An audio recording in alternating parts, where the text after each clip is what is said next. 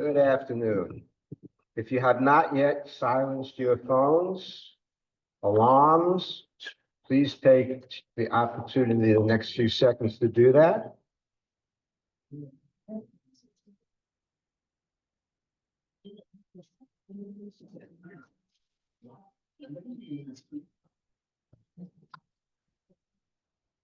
That was a very kind soul who set his phone to ring, so we remind us that it's for real that we have to close off the phone. Shkaya. Nice to see everybody today. Okay, that's good. That's good.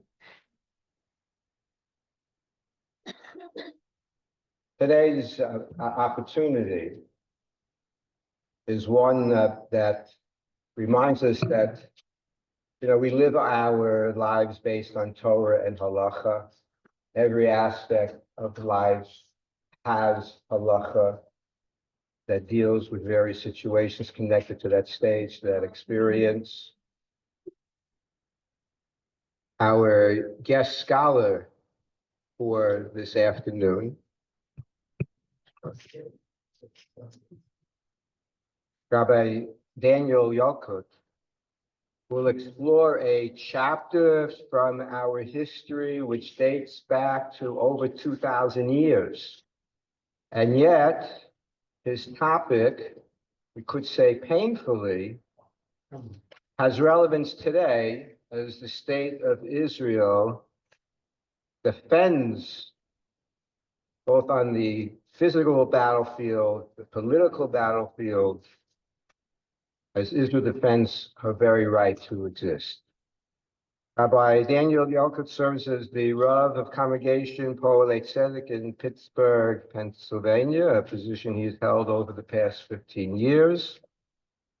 I see, I'm meeting him personally. We've spoken by phone a couple of times, but I'm meeting him personally today, and I see a personal scholar, and we're happy to have you in our midst.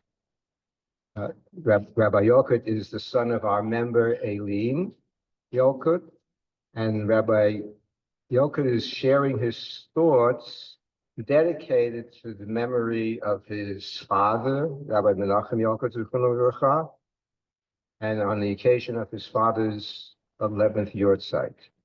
We give a special welcome to those members of the Yolkut family who are here. May you travel for simcha. Rabbi Yolkut's topic is Matisyahu and his court, the Halachic dilemmas of the Battle of Chanukah. We thank Rabbi Yolkut for being here, and respect to all of you for joining us for this presentation.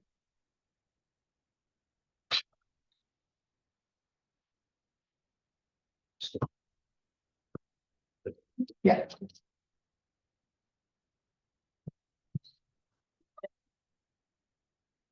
Can everyone hear me? We're good. Host in the Chorasanya, we are told that we begin by thanking the host, and in this case, the hosts are Rabbi Yasker, the Marta Asra, who I thank very much for opening up his pulpit and his shul for this particular occasion. The hosts are also this community, which has become a home for my mother over the course of the last few years. Something that my brother and I are very grateful that she has this warm, thriving community to be a part of her life. And the idea of being able to have the opportunity to meet both old friends and new friends, to be able to come together to commemorate my father's yahrzeit with her community. Again, we have tried to have a share of some sort over the course of the yahrzeit since my father passed away 11 years ago. Last year, I was actually on a mission to Israel on the yahrzeit at the very beginning of the war. And I had the opportunity both to go to the kever, which I had not had the chance to do on the yahrzeit itself, and to give a shir in Eretz Yisrael. It's a very special opportunity to be together with the family in this, one of my mother's homes, has a very special dimension. And on behalf of our family, we thank you very much for giving us the forum to be able to do this. Looking at the audience, I see that there are a number of people who knew my father, which is something which is very meaningful and very gratifying for us, that often we grew up in Detroit, but we haven't lived in Detroit in many, many years. That we have our own lives, our own circles of people, many who never had the opportunity to get to know my father. And even again within my community in Pittsburgh, which as the Rabbi mentioned, I have been at for the last decade and a half, people saw my father the first couple of years on Yom Tovim, on Shabbos, when he would come to visit. But the idea of having people who knew him for years in the audience is particularly meaningful. So our learning today should be Le'ilui Nishmas in memory of Avi Mori, Rabbi Nachman Fishel Halevi ben Aaron Halevi. And I hope that what we learn today, what we share today, should be a source of merit Le'ilui Nishmaso, for the elevation of his soul at the time of the yahrzeit. For those of you who do not know my father had a favorite pasuk. He had a favorite sentence in the Torah. And it's a sentence, a pasuk that comes from the end of the Torah from Parshas Ha'azinu, where Moshe Rabbeinu says, remember the days of the world, the days of eternity, understand the years of every generation. You should ask your father, and he will tell you, your grandfather or your elder, and he will give over to you. That this was a message that very much resonated with my father. The power of the Torah, the notion of tradition, particularly, is passed on within family. In fact, that this was at every family simcha. My father was for many years the rabbi of the extended family. And whenever there's a family simcha within my life, my brother's life, our cousins, first cousins, second cousins, my father would always speak, no matter what the parsha. The parsha would get its due diligence as well. Sometimes he would use a older rabbinic trip and speak out the next week's parsha out of fear of who might trump him with material. In the earlier speeches, we tend to be a very verbose family with a lot of speeches at family simchas. But whatever the parsha was, this week's, next week, he would always come back to Kar Yom Salam to try to drive home the idea of what lessons that he learned from his family, from his teachers, his grandmother, his mother, his uncles, and that as our family grew to encompass my mother's family and the families of our spouses, that they became part of that collective story. And this was something that, again, my father, who, in addition to the 40 years he spent in the active rabbinate, my father's master's degree was in American history. He was a lover of history throughout his life. In fact, the last years of his life, his kind of final professional career was teaching senior lifelong learners in a adult education college format. And he taught history of Zionism, the Holocaust, American Jewish history, right? Those were the things that really resonated. So because his yahrzeit is today the 8th day of Kislev, that I have tried to weave in that these shiurim in his memory should encompass, again, aspirationally try to be mechadesh, try to have some kind of original Torah thought tied up with these particular shiurim. But the idea is they should include, right, his own passion for history, both the history of years gone by, the history of days that he remembered, as well as his sense of living in times which are certainly historic, which again this year, I think we don't need to, and even this week, the notion that the wheels of history continue to turn at the hand of the author of history, I think is something which is quite obvious on this particular week. And given the fact that his yahrzeit is always 2 weeks before Chanukah, that is a natural topic to engage. So we'll start with the Rambam in the beginning of Hilchos Chanukah. Right? The Rambam writes about Chanukah. He actually has a volume that is dedicated to 2 holidays, to Chanukah, secondly, and to Purim to start with, Hilchos Megillah of the Chanukah.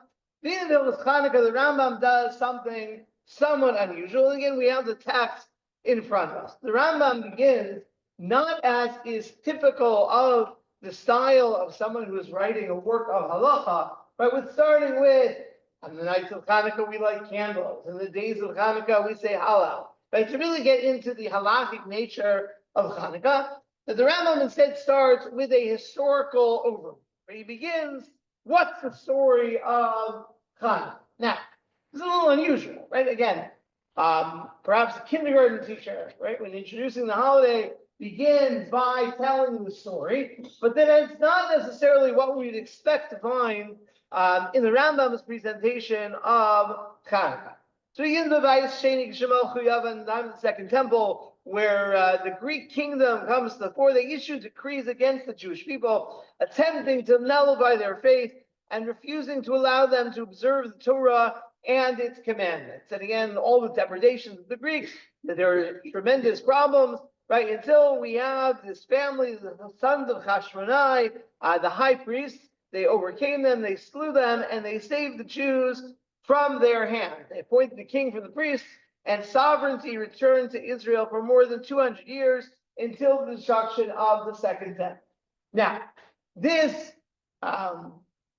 capsule presentation, there are literally scores of questions, right, about the details the Rambam writes over here, right? What he meant by them, what are the sources behind this story that the Rambam presents. But I want to, for the moment, go back to the question of why does the Rambam start with the story? The one possibility is that this is actually part and parcel of the halacha, right? How so? That we all are familiar with the idea that Chanukah is the time for Sumei Nisa, right? The idea, the obligation of Chanukah we try to achieve by the lighting of candles, by the recitation of Hallel, right? Is we are trying to make the miracle known. Right? A miracle happened 2,000 years ago and changed, and that we have an obligation put on us by the sages to make sure this is not forgotten, and the opposite becomes well known and famous in the world. The Lubavitcher Rebbe suggests that part and parcel of pursuing Nisa is knowing the story. In other words, if we are going to have an obligation to make this miracle known in the world, and we only have the most tenuous of understandings of what happened, what are we telling people? So that's possibility number one. Right? There's a halachic driver behind the Rambam's decision to include this historical overview in his halachic presentation of Chanukah. Second possibility. The Rambam, and this has been suggested by a number of contemporary scholars of the Rambam. If we understand the Rambam is writing in his own context, right? So the Rambam, who was a Jew of Spanish background, and he grew up in the world of Muslim Spain until roughly the time of his early teenage years, where, if one could imagine this, that Spain was taken over by Islamic extremists who wanted to compel all the Jews to convert to Islam. The Rambam and his family flee first to North Africa, then briefly to Eretz until they finally settle in Egypt. So in Egypt, the Rambam finds a Jewish community that is ripped apart by controversy.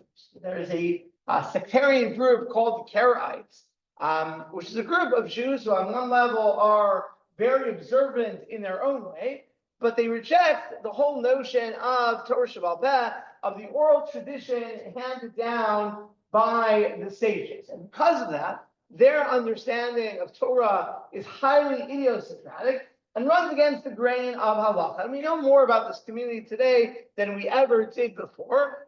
We know the tension of the question, can you intermarry between the communities, right? What would a family look like? And we actually have ancient ksubas of these, they're not really intermarriages, these certainly were Jews by descent, although there's some interesting questions of personal status, where the question of something like, can a woman from what they would call a rabbinite background, if she's married to a Karaite, they would put in the ksuba that she was allowed to light Shabbos candles.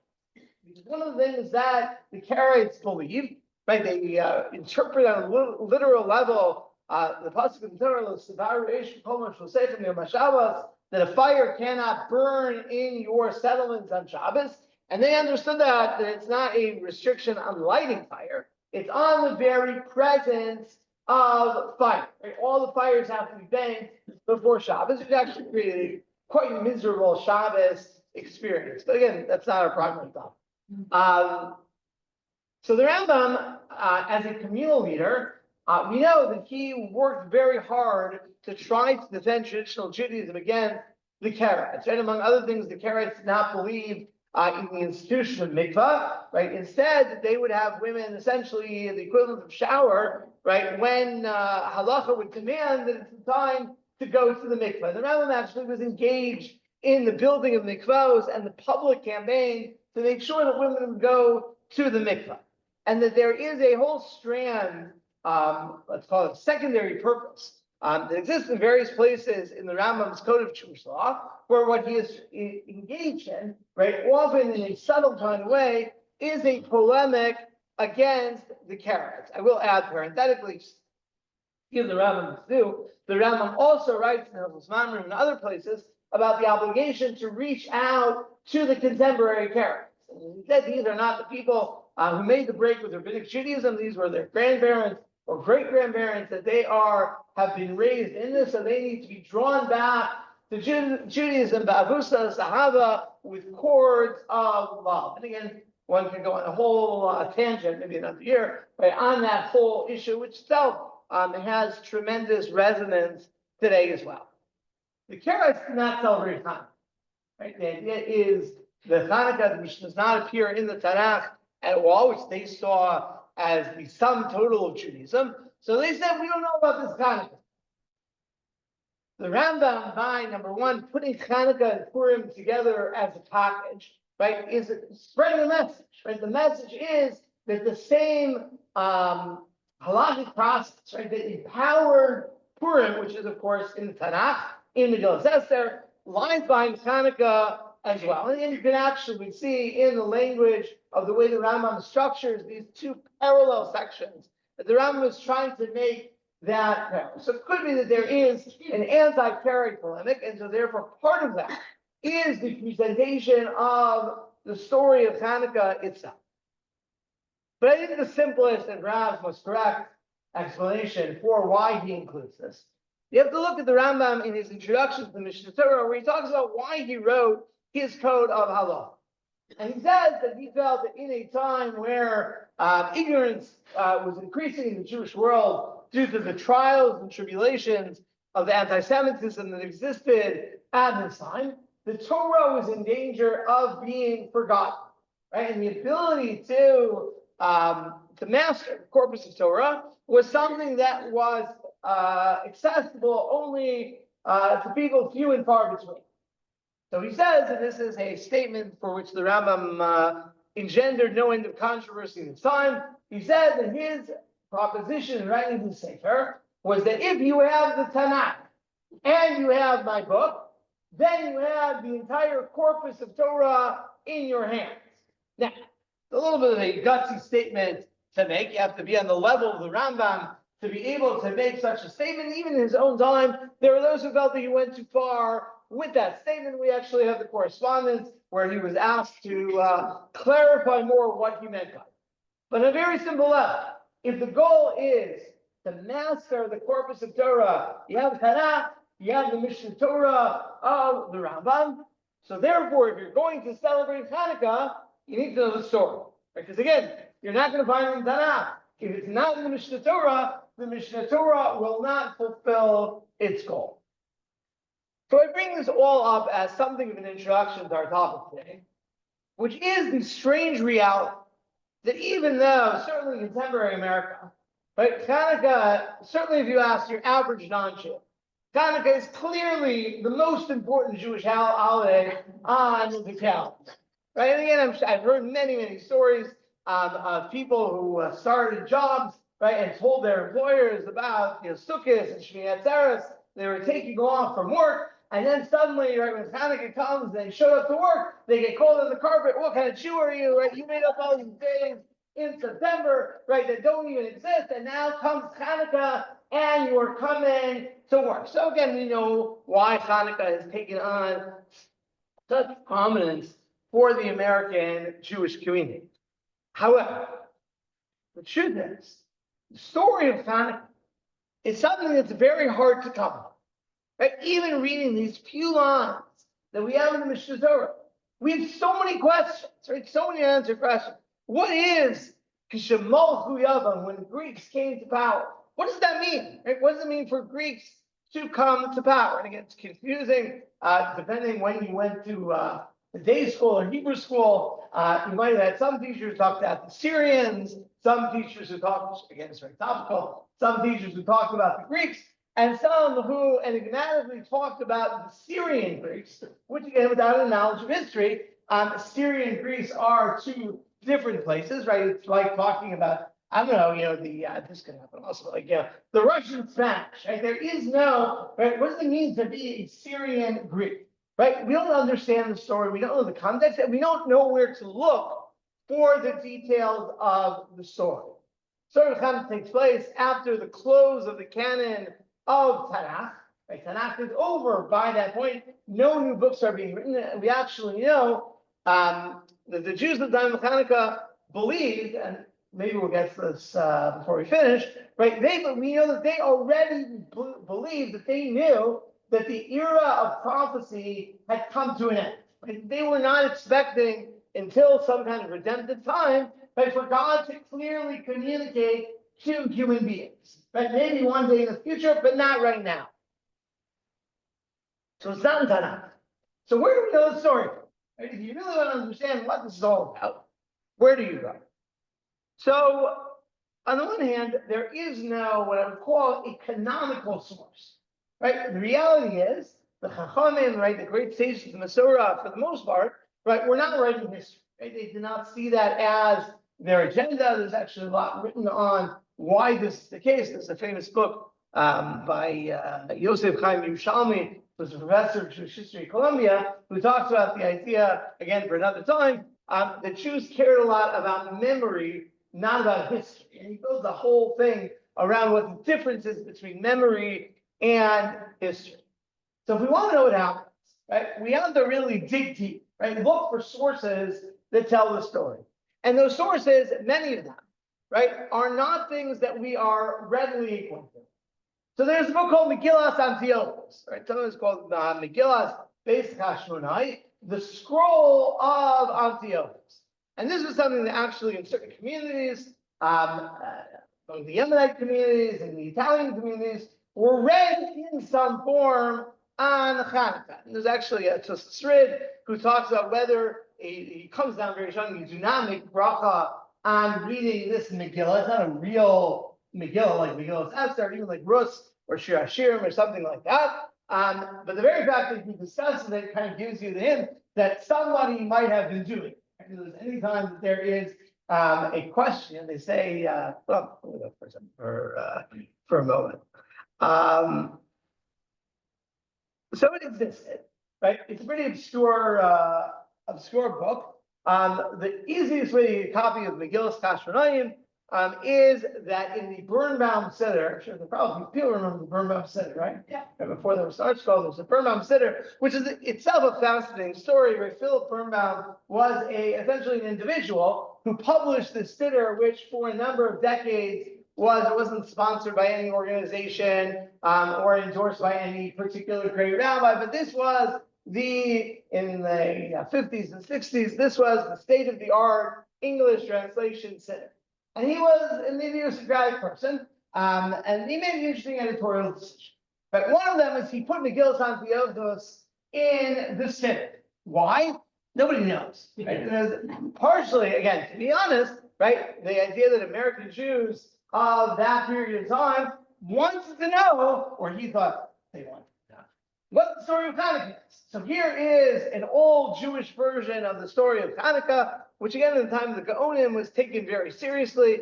I think Rabbi Gaon said it's written by Hillel Shammai. We don't know for sure. And it tells some of the events. There are other places to look as well. There are books which we no longer possess that have been preserved by Christians. There are books called the Books of Maccabees. There are actually 4 books of Maccabees that are found in the Apocrypha. And these are, again, they're not part of our Masorah, and they're not something that has sanctity or halachic relevance exactly, but they are important historical sources. If you want to go back and look at the stories, you can find in particularly the first and second books of Maccabees, tell the story of Chanukah from slightly different perspectives. There's also the writings of the Roman Jewish historian Josephus, right? Who again is a complicated character in his own right. He was a general during the Great Revolt against Rome that leads to the destruction of the second Beis Hamikdash, who essentially turns traitor and goes over to the Roman side. Again, when I was at YU, I had the privilege of studying with one of the world experts in Josephus, Dr. Louis Feldman, who's a wonderful human being, wonderful Jew, and a great scholar. And the mantra, I did a seminar in Josephus with him, was always, can we trust Josephus? Right? Because again, he is a character, right, in his own history, which is already always a question. But he had access to material that we no longer have. Right? There's, again, one of the things Dr. Feldman always, when I took him for Roman history, one of the first classes that he said, the Emperor Livy wrote a history of the Etruscan 10 volumes. Did you read it? And this was actually, it was a tutorial in his office, it's just me and him. And it's like, and he said on the syllabus, like, I don't know what's happening. So he says, no, of course not. It's lost. Yeah. I think this is like his mantra, like every so often. And his point was, right, that much of the Library of Antiquity has disappeared. Right? It just doesn't exist anymore. Right? We have fragments. Josephus had access to books that no longer exist, and so therefore, even though he's suspect, he is a historical source. So you can look at Josephus and maybe try to understand a little bit more about the time of Chanukah. There's also something that sounds like Josephus, but isn't. Right, a book that the Rishonim were very well aware of, a book called Yosifo. Right, Yosifo is not Josephus. It is loosely based on Josephus. They think it was written in Italy in the 9th century. And Yosifo, which again is quoted by many Rishonim, has material from Josephus and perhaps from other places as well. So if you really want to piece together, right? Again, this is a wet site in his appetite. You can go back and look at these kinds of ancient sources to try to figure out what exactly is going on from a historical perspective. Now, what's interesting is even though, as I said, certainly the Book of Maccabees is not a normative Halachic source, that there were Achronim who were aware of it and even quoted. So there's an Aruch HaShulchan, bottom of page 1, if anyone wants to look at it, even in the original translation. The Aruch HaShulchan is asking the classic Halachic question of Chanukah, sometimes referred to as Matisyahu's kasha, which is the question of if there's enough oil to burn for one thing. So how many days to burn for? Okay, so how many days did the miracle happen? So it's 7 days, right? The first day of the afternoon. So there's actually a book called the Ner Lamea who gives 100 answers to this question. And by the way, anytime you give 100 answers to a question, it means that none of them sufficiently answer the question. Right? Little trade secret. The Aruch HaShulchan tries to answer this from a totally different perspective. The Aruch HaShulchan says, if you look in the book of what you call Sefer Chashmonai, this is a reference to the second book of Maccabees, we find something very interesting. So that, again, before the Beis Hamikdash was rededicated, the last Yontif the Jews missed was Sukkot.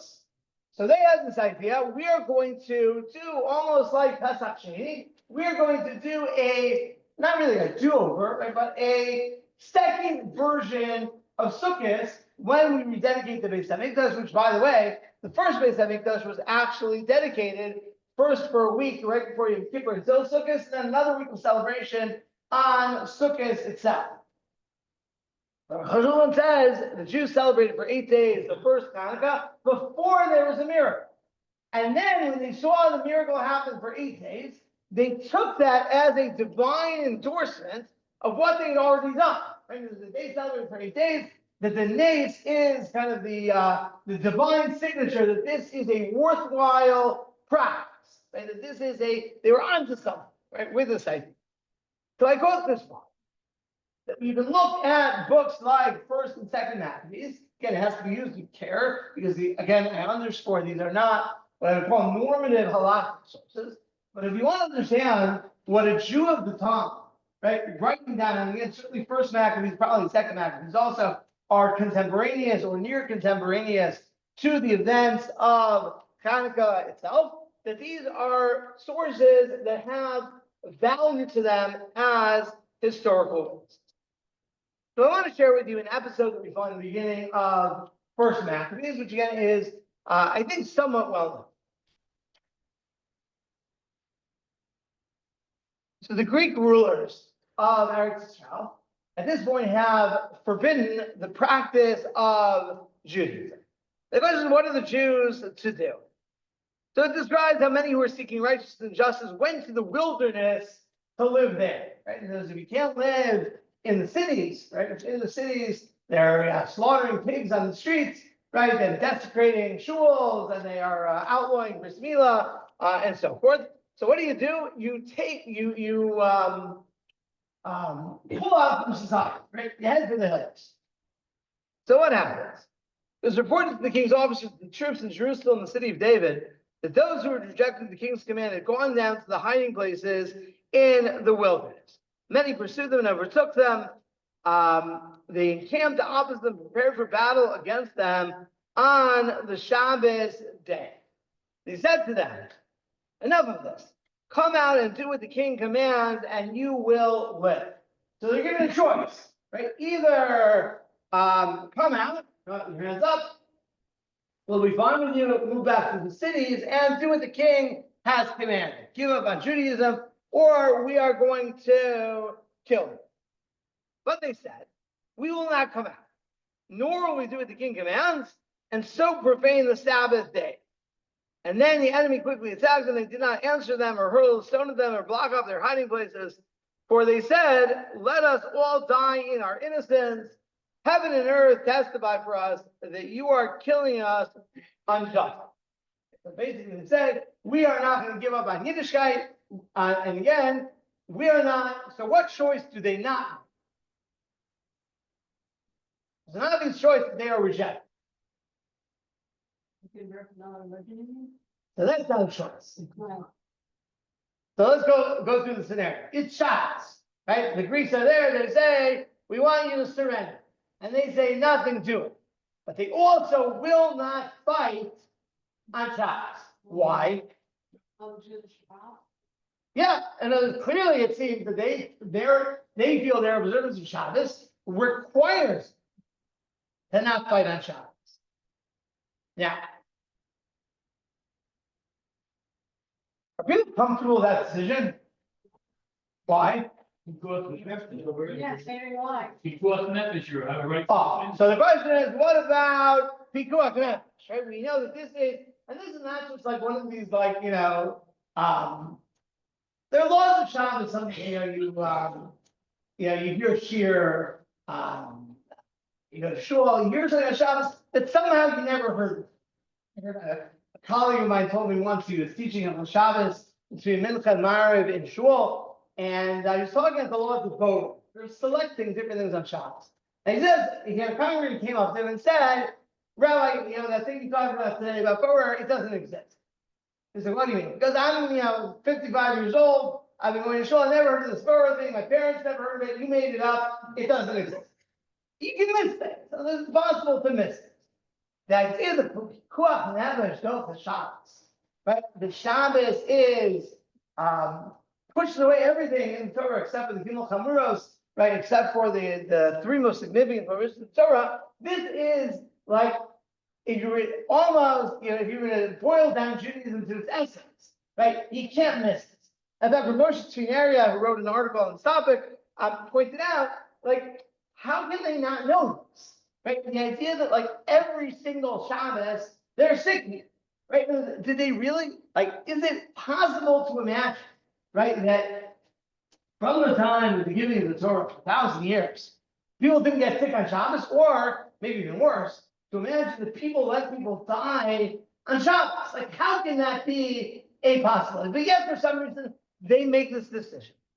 When Matisyahu and his friends learned of it, they mourned for them deeply and all said to their neighbors, if we all do as our kindred have done and refuse to fight with the nations for our lives and for our ordinance, they will quickly destroy us from the earth. They made the decision that day, let us fight against anyone who comes to attack us on the Sabbath day. Let us not all die as our kindred died in their height. So Maccabees testifies that you had a group of We'll go religious Jews, it's serious Jews who cared and were willing to give their lives for Torah mitzvos, making a decision that is, to put it mildly, quizzical in our eyes. And Matisyahu says we're not going to do this. The question is what's going on in this? And how is it possible that they made this decision? And to be able to say, and there are, in the world of people who live outside the Halachic system, and those who read this way, that say that Matisyahu made up a new idea.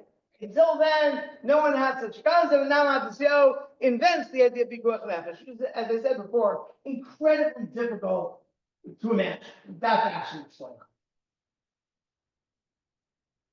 So a number of answers to this question. So some Magur in this Shuvah Meisha Melchama suggested perhaps what they thought is the halacha of Shas Hashma. What's the halacha of Shas Hashma? The halacha of Shas Hashma says when we are in a period of persecution where there is a rapacious government that is trying to wipe out Jewish observance, right? Then you have to give your life up to Shishim. Even the Gemara says, for Arkus and Masana, if Jews wore a distinctive color of shoelaces, right? And the government says, from now on, only blue shoelaces, right? And again, they're doing it because, not just because the brother-in-law of the president makes blue shoelaces. They're doing it because they don't want Jews to do the distinctive thing. You have to give your life for this thing. It's not even a custom. It was the idea that during an emergency time, you have to give your life. So he said maybe that's what they have. Right? They knew that there's pikuach nefesh, right? They got rid of Shabbos. Right? But they thought maybe it doesn't apply during a Shabbos Shema. But there's an approach that I found from Yaakov Eitan that I think is incredibly compelling. To understand this, we have to think for a little bit, briefly, right, about the concept of war in Halacha. Why are we halachically allowed to fight wars? You can ask this question, like, well, why are you allowed to fight? Right? What's war fundamentally? War's killing, right? Well, serious stuff. You're not allowed to kill. Not only you're not allowed to kill, you have to give your life before you kill someone else. So war is killing, right? But there's war in the Torah, right? So how does this add up? And how can I do it? No. So you only tell me there are only certain kinds of wars that are obligatory in the Torah. But the truth is we have a whole halachic construct called Milchemes Rishos, right? Which means that there are wars that a properly constituted Jewish government can decide for economic interests, for whatever reason they think is justified, they can go to war. Right? Now, you could argue, and some people have, that war is just a extended period of pikuach nefesh. I have to save my life, right? So if there's an army shooting at me, I have to shoot back. That can't be. But it seems that's not true, right? And again, there are rules to pikuach nefesh. Right? If someone's trying to kill you, right, you don't have automatic license to kill them. Right? First, you have to start. If you can stop them in a way that's not lethal, you have to start. Right? That would be a very strange thing to do in a war, right? If you have a pillar shooting you, you're sitting there thinking to yourself, okay, if I aim for the side of their nose, right, they'll get a bloody nose, and they won't be able to focus on shooting me anymore. I'm going to stop at shooting their nose, right? By the time you made the calculation, you're dead. Right? There is no such thing. That is war. So fundamentally, war is a different halachic category. What do I mean by that? In normal life, we have rules, right? We have rules to be governed. The Netziv writes in his commentary on Bereshis. He says that war, and this is actually the theory behind just war. Right? What does it mean to be justified to fight a war? Which again, we have heard all kinds of canards thrown in our direction over the course of the last 14 months about this question, generally by people who don't know anything about the topic, right? So conceptually, within the world of halacha, there's such a thing as a time of war. And the Netziv says that when after the flood, God tells Noah, you're not allowed to kill someone, that if you kill, right, that you're going to be guilty and their blood will be demanded from you. The Netziv says that that's only true. He says, when is a person punished for killing? during a time, or perhaps we'd say a modality, when you're supposed to act like a mensch, like a human being. But that's not the only time that exists. The ace list now. That's not the case during a time of warfare, a time for hate, right? Song, a time for hate. Az ace laharog ein onesh al zek klal. Then one is allowed to kill. Right? And again, he's not even talking about Jews here. He's not talking about anti-Semites. He's not talking about saving lives. He says there is a concept in, we'll call it even natural law, that there is time where nations go to war with each other, and that soldiers are not held guilty, right, for fighting in a time of war. Right? It's a different paradigm where the rules are different. And the Chassidic makes the same point when it comes to Jewish worship. He says, we know that normally, right? So the mitzvahs to go to war. Normally, we said before, right, there are mitzvahs that you're never allowed to endanger yourself, right? Put yourself in mortal peril to do a mitzvah. Right? That's why you have to eat on Yom Kippur, right? That's why you have to maybe eat trade, all kinds of things that if your life is in danger, you are obligated to do them. So how can there's ever a mitzvah to go to war? And there's essentially the Makas mitzvah, right? Every person, every chayah who's on the northern border, who's Gaza, they are putting themselves at risk of life and limb. So why is that looked? This is why are you allowed to do that? So he says that this fundamentally within the mitzvah going to war, and we can argue about when that mitzvah applies, it's a separate question. But there's a conceptual arena, right? That when you are in a state of war, right, then the rules are different, right? And even though he says, kind of built into this idea, he says, Yadua da Torah lotismo dine al hanes. You can't say that when you go to war, you assume that there's going to be a miracle and everything's going to be fine, right? Torah doesn't work, right? Halacha is not determined based on miracles, right? In the way of the world, when you go to fight, lo aleinu, someone's going to die, right? That's the way the war works. And even so, he says, Chazinan, that Torah gazra l'chom imahem avdu sakal. The very fact that there is a time, right, when you are obligated to go to war, means they're hardwired into war. War is an alternative halachic reality, right? And the idea that the calculations of halacha, of morality, of all kinds of things during a time of war are fundamentally different than they are during a time of peace, right? And that's why, again, even though there's no, you would think, right, that, you know, pikuach nefesh overrides everything except for, right, avodah zarah, adultery, and murder, right? And also war, right? In other words, that it doesn't exactly, but built into the idea of going to war is that there is this different halachic reality that exists. That was the Chiddush of Matisyahu. That's what Matisyahu really came to the end. Everybody knew of pikuach nefesh, but our story is not a story about pikuach nefesh. He goes a step further. He says it might well be that the Jews in that cave didn't stand a chance. And it's like sometimes, look, you got the in some holidays, we don't rely on miracles, but you have a Greek army on the one hand, and you have a bunch of wonderful, sweet, from Jews in a cave. Who's going to win here, right? They have no training, you know what they're doing, right? But part of the idea of war is you measure things different. You know, there is sometimes more a heroic standard, even though, again, under normal halachic circumstances, right, we don't do heroic things, right? That's not part of it. Part of the world of war is that sometimes you give your life, even though you're not staying there. But the idea that the cumulative effect of the message of we are going to stand up, and it's the message to the enemy as well, right? The idea that like, oh, Shabbos is going to be open season on Jews.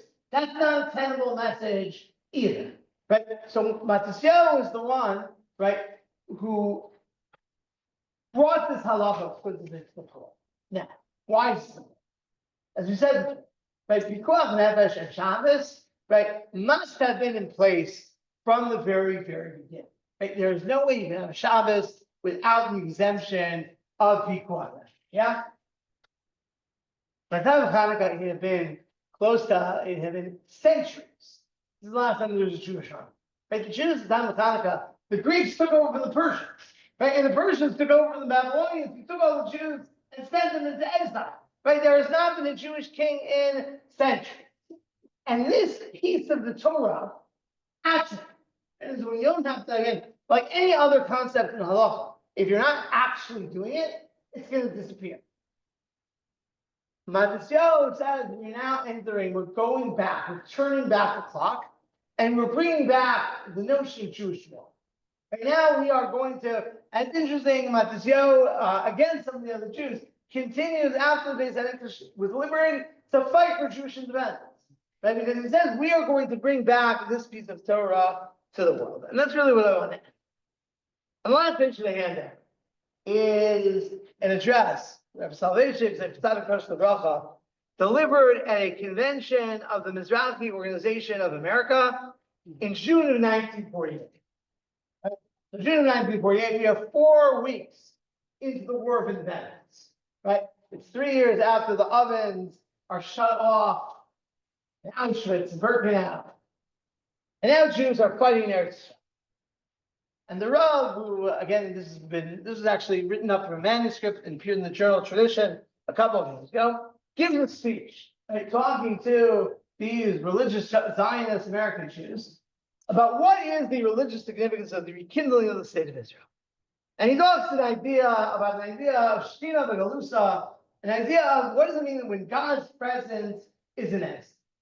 And he says that parallel to the story of how we were thrown out of our land, there is a process that took place of Tzimtzum Hashtina, of a reduction of God's presence. What does that mean? The Torah is designed, right, to be a constitution, right, for a life of spirituality and doing God's will in all aspects of the life of the nation.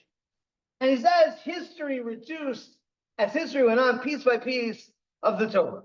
He says, and again, you can take a look at it inside. He says, first, Jewish criminal law disappeared. Right? They used to have a system for executing people and dealing with the worst crimes. 40 years before the Beis Hamikdash was destroyed, they stopped doing it. Clearly, the Beis Hamikdash destroyed the world of korbanos, in the world of sacrifices, came to an end.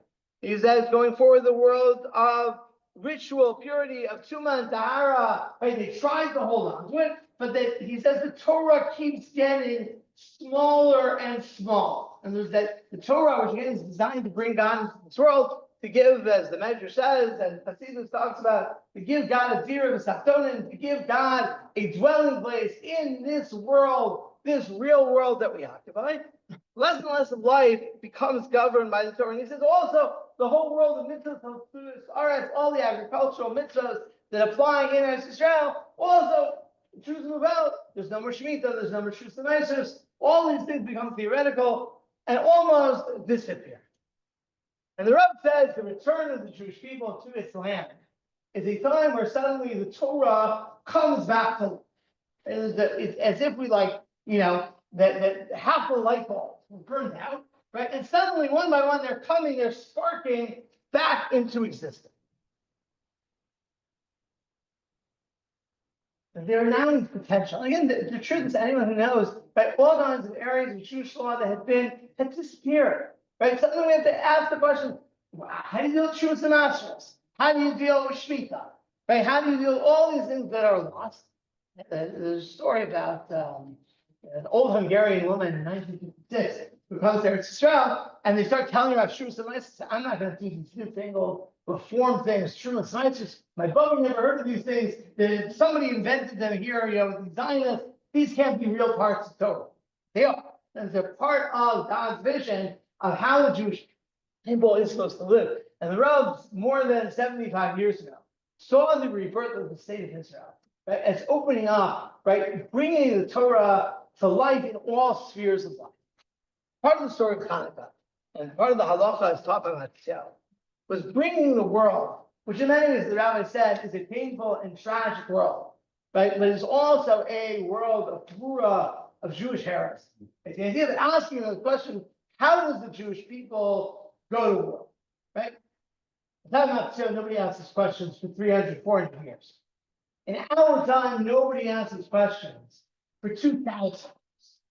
And over the course of the last 75 years, right, some of you may have met one of the great heroes of the Jewish field today, Rabbi Yosef Tzvi, who runs around and answers shilohs from soldiers. Right, there's nothing more inspiring than hearing those questions, of sincere questions. What does it mean to be a Jew who's a Yerei Shalayim, who's out there in the field defending the Jewish people, who might have to eat on Yom Kippur, right? Who may have to work on Shabbos, right? What do I have to do? What can't I do? Unbelievably inspiring questions that are being asked. Right? That this is the Shabbos Malkala, the time of war, is a part of life as well. And certainly our dream is that at some point that this will all become a historical memory as well. Right? But this is part of Vayom Lahem Bizman Hazeh, both in time of Chanukah and in our lives as well. They did this coming back into life. And I'll end, leave you with one story. A story from our Shiva Rina Mital, that Halachic who was a young Hungarian Holocaust survivor in 1948, newly married, who goes off to fight in the War of Independence. And he writes an article called the Darkoshel Chayal Dati, the Milchemet HaKoloniyah, right? The path of the religious soldier in the War of Independence, where he tries to flesh out the kinds of ideas that we were talking. So he was married to the granddaughter of one of the great Gedolim of Yerushalayim at the time, Rav Zalman Meltzer. And he brought this article to Rav Zalman Meltzer to say, this is what your new grandson-in-law has written. And they say when he read it, he started crying. And he says that it used to be that we had in the Shulchan Aruch and Orach Chaim that tells the Jew what you do every day, every week, every month. And he also had a concept called the laws of war.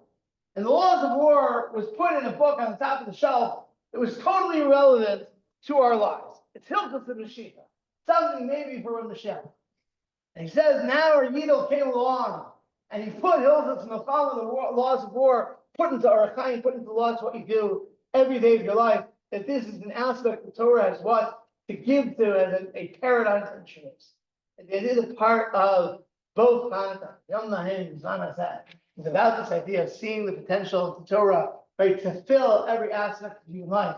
I think is a critical part of the celebration itself. Thank you so much. Finally, last words from Mark Second Circle, Dilmmas, the Matisyahu, and I was up to you, built Torah. We had to. He's got it. He's got it. He's got it. Yom Rav who said, Yom Rav who said, the Chayetan, Yom Lecha, Chayei Holy Israel, V'Agol Lo Yizan Karev Imruah.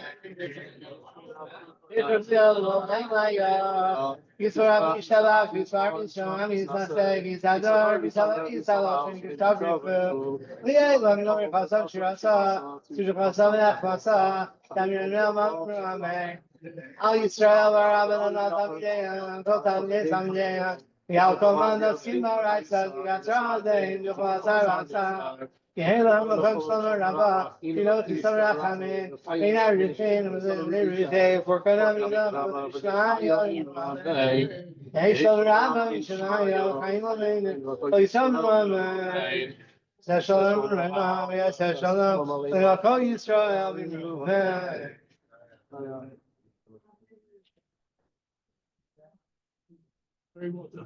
Shekiah, thank you, Rabbi Yolkut. We're beginning Mincha momentarily.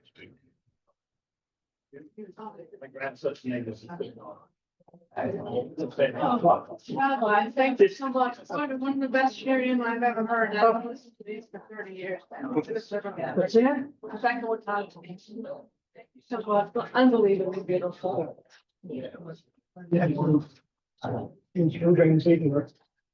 And my niece is a guy. Okay. It really is. Email. Send you, so thank you. What's your email? Daniel. Good. Gmail.com. Daniel dot Yahoo. Okay, thank you.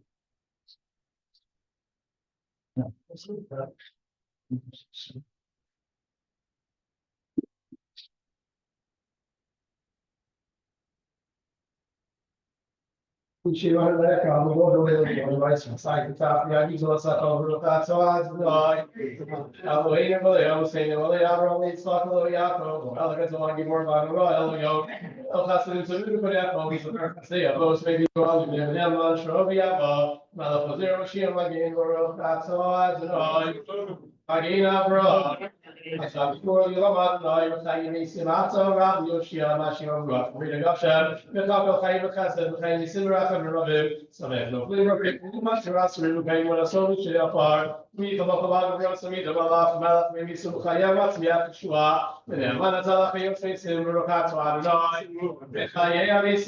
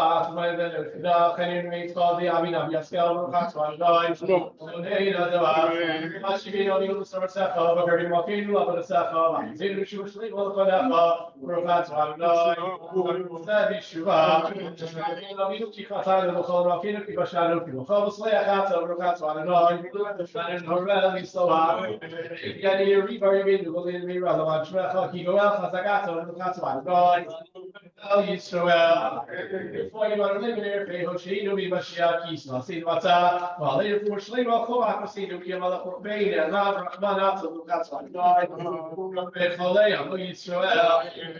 I don't know you West Shana, so yes, for me days, was it's about the same time what's on the Rock and about Sabine, we to that Russian that say do. Ashadim has a vote, so look at what I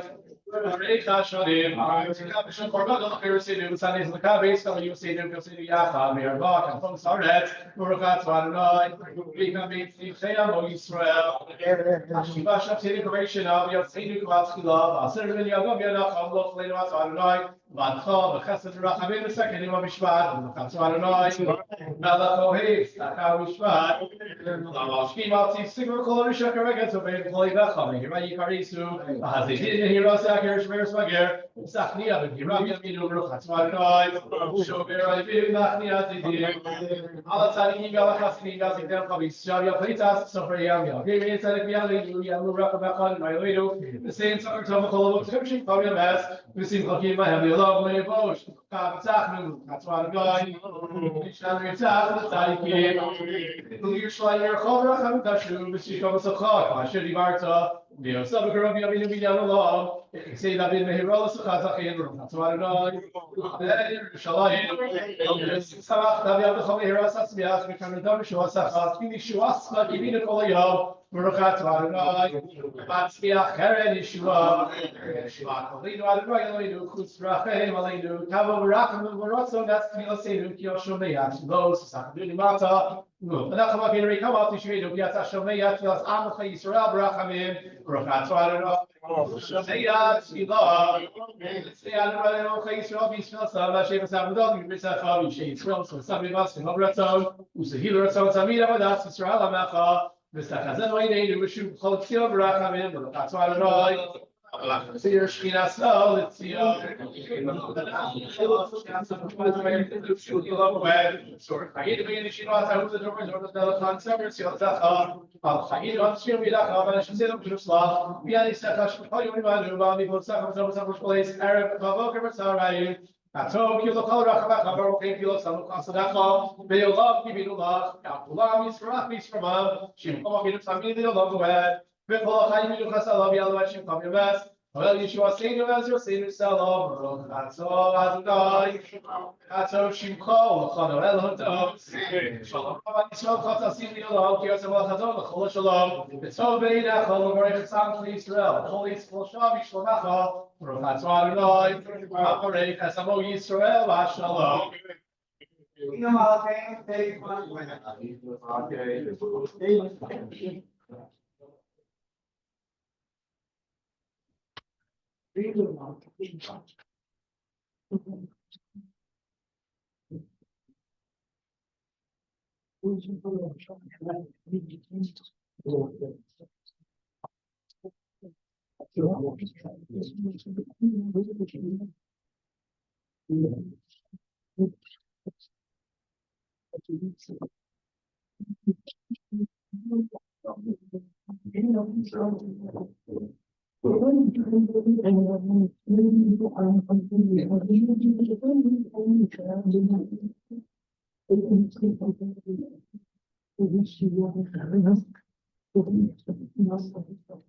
Sabine war gegen sehr Schatz haben ich war zurück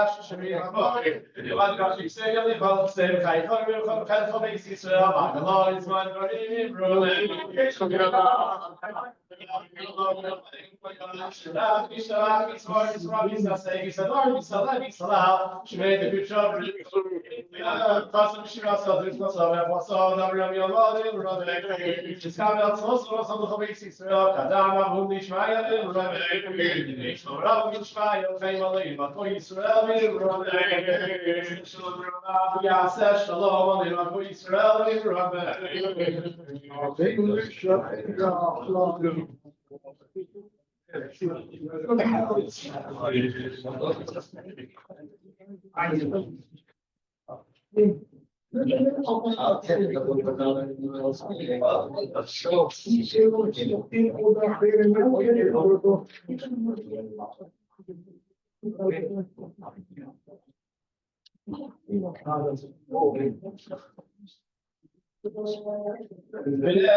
v'ayvon v'yvacham, kol ha'retz, v'yom ha'hu v'yadonai echad, shmo echad. Yisrael tzera, shishmei ra'ah, yom ha'adar, ha'aseh, v'shmach ha'aseh, v'chashidon, v'chon, v'chayim, Yisrael, v'ayvon, v'tzman, v'yim, v'yim,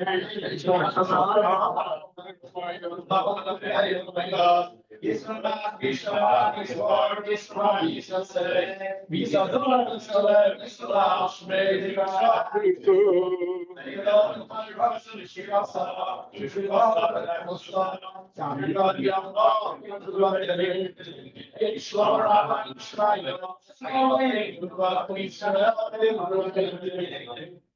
Shalom,